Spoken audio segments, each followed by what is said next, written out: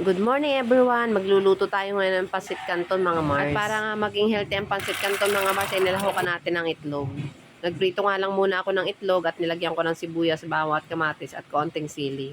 Ang gusto ko nga mga Mars sa mga pagkain ay may konting anghang para medyo magana ba na kainin. Inalaga ko nga lang ang dalawang pancit canton mga Mars at binantayan ko yan. Maya-maya nga ihahanguin ko dahil ayoko nang ma-overcook. Hinango ko na nga kaagad at tinilagay ko na doon sa akin lutong itlog, kamatis at saka may sibuyas at may konting sili. Nagmamadali nga ako mga Mars kasi nga tanghali na at nakakagutom na. Ganun nga lang kasimple at ganun nga lang kabilis ang paghahanda natin ng breakfast mga Mars. At pagkatapos nga niyan mga Mars, eh magluluto naman ako ng pritong bangus. So minekos-mekos ko nga lang yan at eto okay na.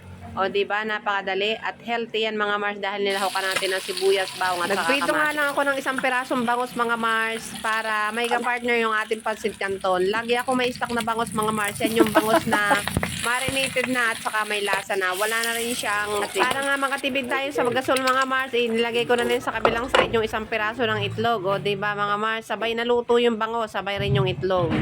Thank you for watching everyone. Let's eat. Good morning. Mga lodi.